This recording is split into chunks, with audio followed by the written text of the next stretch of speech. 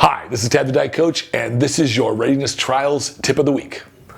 All right, this week we're going to talk about protein requirements. Very popular topic. A lot of people have their ideas about it, and there are some general guidelines. Many times people will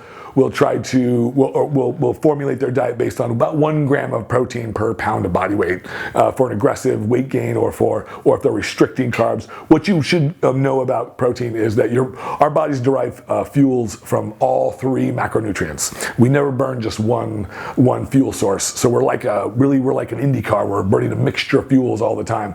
We're always just trying to slight that scale towards the carbohydrate or towards the protein and the fat side during the diet when we're minimizing carbs. But when we're in the off season, we're obviously tilting it more towards the carbohydrate side if we're trying to gain weight. In this case, as we're trying to do a body challenge, we're generally trying to lose weight, protein requirements go up as carbohydrate levels come down. So it's really important to know that as you reduce carbs, you really do have to increase protein levels, and not just any protein. You really want complete sources of protein. And this is sort of a common nomenclature in the fitness field, but for some people, sometimes they don't know what that means. And what that really means is that it has all the amino acid configuration that you need to repair tissue. Protein's main function in the body is it's the basic building blocks of all the tissues in our bodies, and it helps recover and repair all the tissue. And when we work out and we do cardio and just living the life that we live, we damage tissue and our bodies replace these cells, and it uses proteins to do this.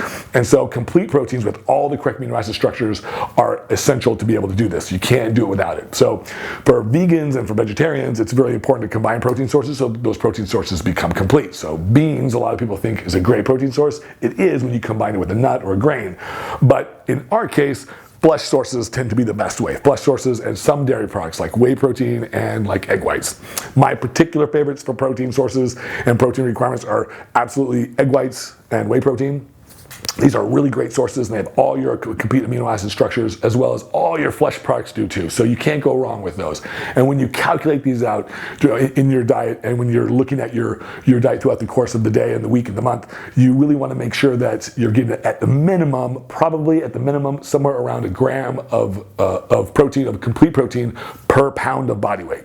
That is assuming that your carbohydrate levels are moderate to lower. And as they drop down lower, sometimes those protein requirements can go up a little bit. But usually you want to increase fats. But from a protein standpoint, these are the best. That's the best sort of mechanism to use. It's about 1 gram per pound of body weight. Now, if you're a much bigger person, then sometimes, and you have a much higher energy output or activity level, and you're requiring more, then sometimes the requirement can go up a little bit, and sometimes you can move that up to about 1.5 grams per pound of body weight. But you absolutely want to make sure that you're getting that protein divided throughout the day. That's really critical, because the body only has so much ability to be able to process and utilize protein in one sitting. And so you don't want the stuff sitting in your gut, fermenting and causing gas and these kinds of things.